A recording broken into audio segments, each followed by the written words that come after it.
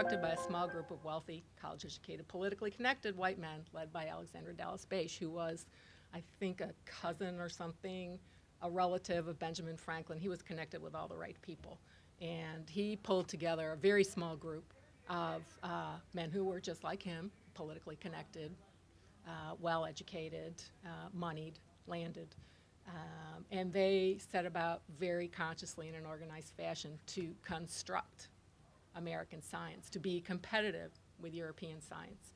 You know, America is going to have science that's just as good as Europe's. Back in those days, because of Smithson's bequest, the Smithsonian Institution was, from very early on, a seedbed of science, as it is considered to be today. The National Academy of Sciences, Bache and his colleagues actually helped to draft the legislation to create a U.S. National Academy of Sciences before the Civil War, but it was not put into place until after the war, for obvious reasons. But that very same group of men who sat in, no doubt, a smoke-filled room and developed the plan for creating science in America also picked the members of that elite group.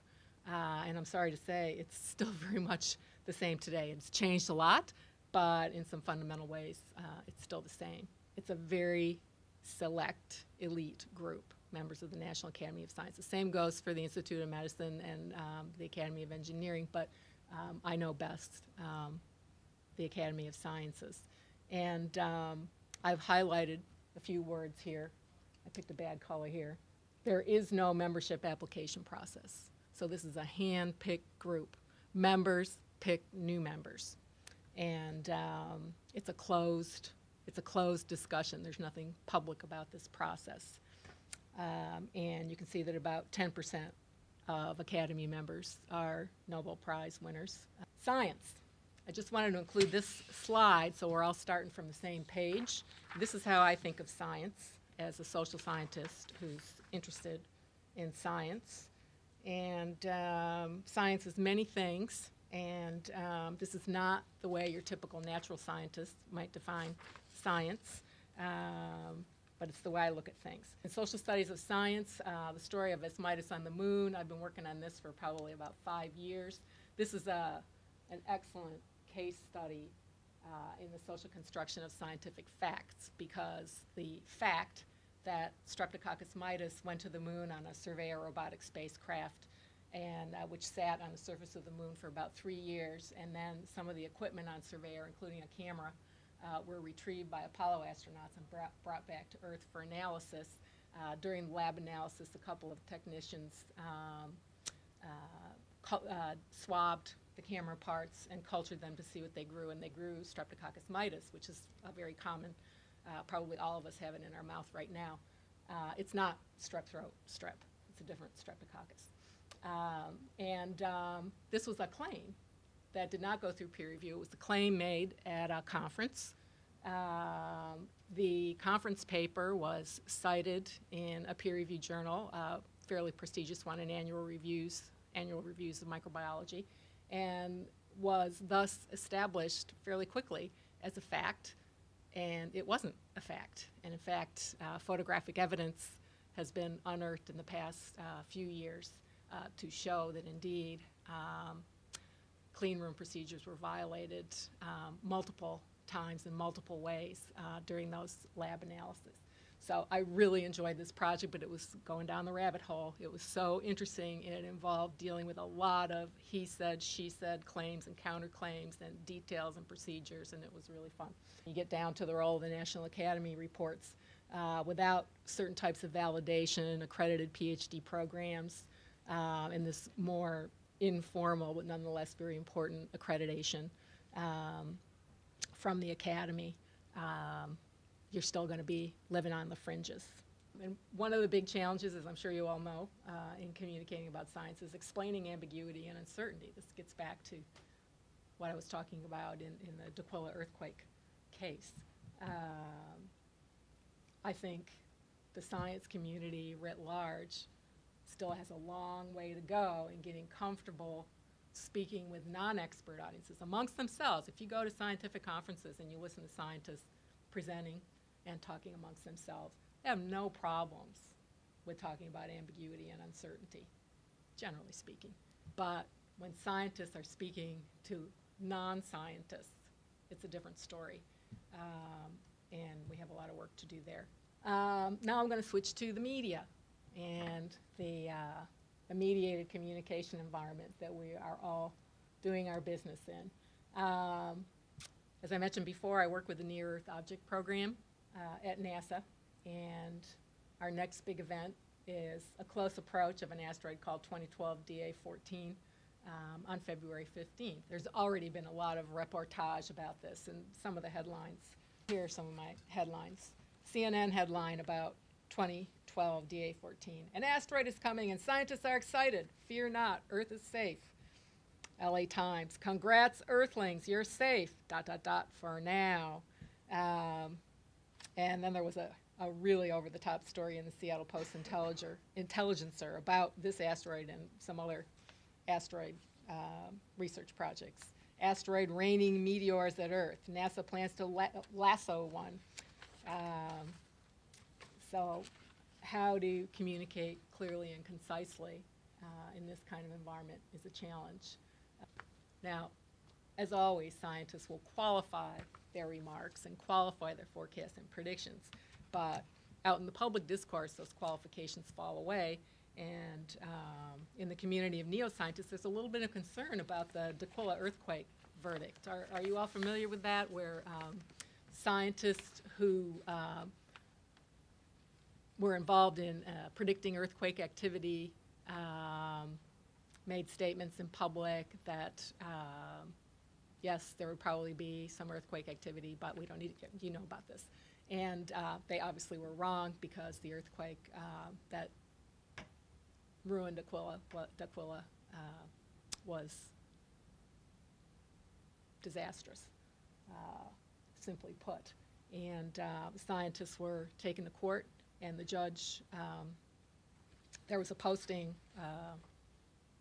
about a week and a half ago at Science magazine about the judge's decision, and it was really harsh, and it puts a tremendous burden of responsibility on scientists who do these mathematical calculations and predictions, who, no matter how far they bend over backwards to insert all the appropriate qualifiers and ifs, that's why this court decision is of interest to this community. I think you probably all know that the Discovery Institute is a research institute created to promote the ideology of creationism or intelligent design.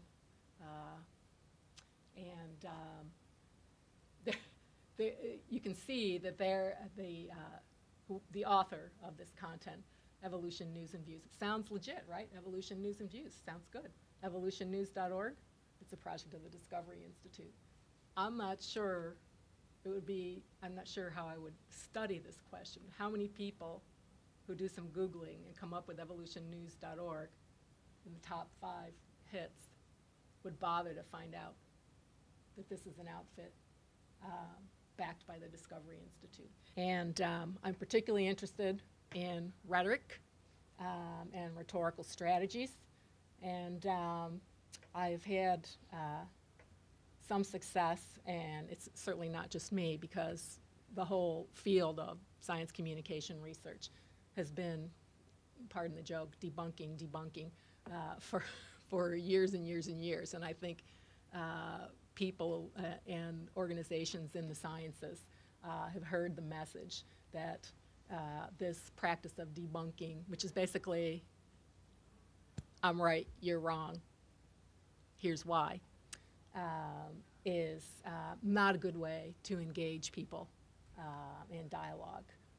It's sort of like being in the 3rd grade again and having your knuckles rapped with a ruler because you got the answer to a question wrong. And it's just not. It's effective in the short term, it's not effective in the long term. So I and many other people in my field have for years been advocating dialogue, which is an ongoing process. It's very often messy and contentious, but it is an excellent way to build community, and certainly it's a better way of broadening understanding than to figuratively slap people on the wrist and tell them why they're wrong. The debunking strategy is, as I stated, it really is that black and white. I'm right, you're wrong, here's why. And there are organizations like what used to be called the Committee for Scientific Investigation of Claims of the Paranormal, which is now called the Committee for Skeptical Inquiry, who are very dedicated debunkers. And there are, let's go on the weak, strong scale, there are weak debunkers in that organization, and I've met a number of these people, and I've read a lot of skeptical inquirer issues, and there are strong debunkers. And, you know, on the weak debunking end, the weaker the debunking, the better off you are in terms of trying to get a message across.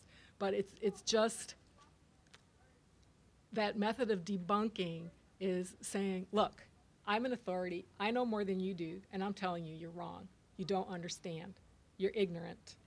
And sometimes this kind of harsh language is actually used in the public discourse, which I think is very harmful. It's bad enough that scientists talk amongst themselves that way about ignorant people.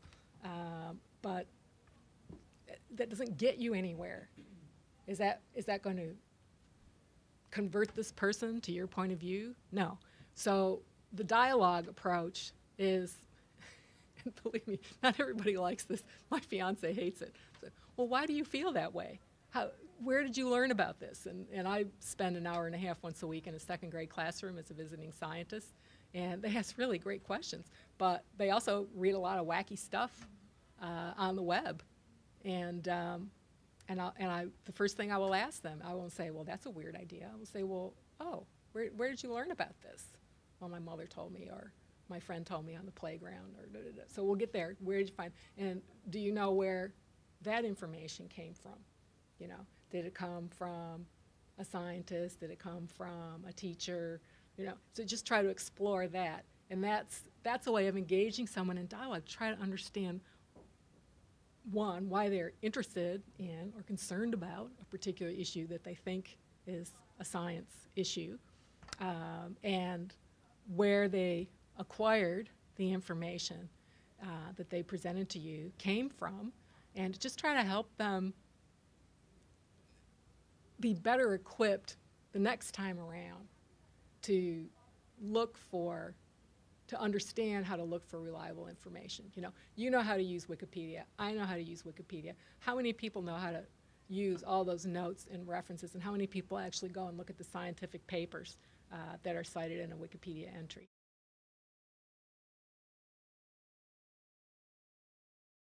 But I'm noticing that a lot of these positions are geared to people with communication degrees and or journalism. And I don't think there's a lot of vehicles for getting the scientists into communication. I think this is incredibly important because you've highlighted a number of times how complex these subjects are to explain to the public. And I think that's harder for someone who comes in with, not that a communication or journalism degree person could not learn the science behind it, but why not start also try teaching the scientists to write more for the mass media? I absolutely agree with you, and the issue, of course, is money. Even a lot of organizations that give a lot of lip service to the importance of being able to communicate across boundaries, that expert to non-expert boundary, don't necessarily put money behind it. And we need more programs like the program that Jane Lubchenco started, the Aldo Leopold Fellowships. But it needs money, and she's been successful in keeping that program funded. It's been very successful, but she can only, she doesn't run the program anymore. That program can only handle, I think, maybe a dozen or two people a year. Not to say that it shouldn't continue, it should, but we just need a lot more of them. One thing that we did in the astrobiology community, I had heard, has anyone here heard of something called Fame Lab? Well, let's see, I'll try to keep this short. In the UK, there's an annual event. It's sort of like Woodstock for science. I think it's a week long. It's called the Cheltenham Science Festival, and it's north of London. It's in a pretty place in the country, and it's a wildly popular event. And the Cheltenham Science Festival started an event. It's a competitive science communication event called Fame Lab to recruit early career scientists. It's specifically designed, I think they even had an age limit, to explain a scientific concept in 3 minutes in front of an audience with no props except what you can carry on stage. And it was very, very popular. There's now it's Cheltenham Science Festivals is now Cheltenham Science Festivals, Inc., and they run now an international Fame Lab program. I'll stop there. I learned about this through a commentary written for a journal for which I'm commentary editor, Science Communication. And I thought, wow, this is really, and I went on YouTube and watched the videos of the winners of these competitions, and it was just wonderful. And I took it to my colleagues with the astrobiology program at NASA, and I said, wouldn't it be cool if we could do something like this? Well, they loved it, and the head of the program, who's responsible for the budget, found the money and got legal approval to enter an agreement with Fame Lab International. So they were involved because they have a brand to protect. Our event was successful beyond our wildest dreams. If you're accepted, you have to apply. They don't take everybody. But you also get training. You don't just perform like a trained monkey, you know. And you get constructive feedback. It's not like American Idol, you know. No nasty stuff. Constructive criticism. And I was a judge in 3 of the competitions. I enjoyed it immensely. I would just encourage anybody in charge of a science program or anybody who knows somebody in charge of a science program to start some kind of initiative for this. I know NASA and other agencies do a lot of media training for scientists in charge of programs, but the 2 major holes I see or soft spots in NASA's approach is, and I've sat in on some of these trainings, the focus of the training, which is good for what it is to make sure that NASA employees don't embarrass the government. And communicating clearly and concisely and helping people understand what's going on is secondary to making sure you don't embarrass the government. So that's a soft spot in my view. In their view, it isn't. It's necessary. The other soft spot I see is that the people who are given media training are not necessarily people who show some potential for communicating across that expert, non-expert boundary, but people who are at certain levels in the hierarchy. You know, they're a project manager or a program manager, and therefore, this is how the NASA hierarchy works. If you fill a certain slot, then you are the spokesperson, public spokesperson. So to give you media training is one thing, but I've been in trainings where the people in the training don't want to do it. They don't want to speak to non-expert audiences, and yet they're going to be required to do so. So, you know, that could be improved. With this type of fiscal environment, what are some other recommendations you can provide that might, you know, go along the lines of doing more with less? Yeah. There are Jane Lubchenco's program, the Aldo Leopold Fellowships, is one program. Also, the American Association for the Advancement of Science, the Science Mafia, has, what do they call it? Journalism Fellows. They have a journalism fellowship program where they recruit scientists across the disciplines and place them in media environments, newspapers, magazines, TV stations, so they can have direct experience learning about the culture of journalism and the working conventions and practices of journalism, which I find is a huge problem working with scientists. I mean, I've been a journalist, I'm a social scientist, and I've studied journalism as well. So I've been a journalist, and then I stepped back into the academic framework and studied journalism. And most scientists I work with over the years don't know how journalism works, and they don't care that it's not like science. You know, until all journalists learn how to think like scientists, scientists will continue to have a problem with journalists, which is, of course, ridiculous. It's just not a useful stance. So how to do more with less, finding the right advisor or finding the right lab head, the right principal investigator to work with, someone who engages in this kind of activity and therefore values it. You know, does not say, oh, this is fine if you do it in your spare time, but I want you in the lab 12 hours a day. And that's hard work to find just the right person to work with, but for the long-term success of your career, you know, if you're interested in making communication and outreach a part of what you do. A lot of the young scientists that I've talked to in my community of astrobiology, they're torn. They're torn because they want to be a scientist and they want to do outreach, or they want to write. You know, they want to be both, and I think they can, but it's really hard for them to decide how to do it both at the same time. And in a lot of cases, they're going to have to pick one or the other because they need a job, like all the rest of us.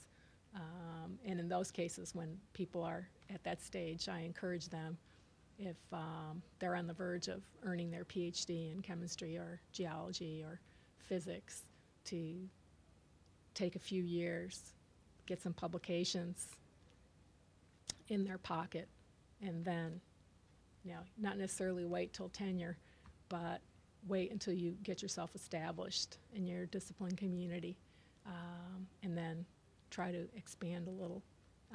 And a lot of young scientists are satisfied with blogging.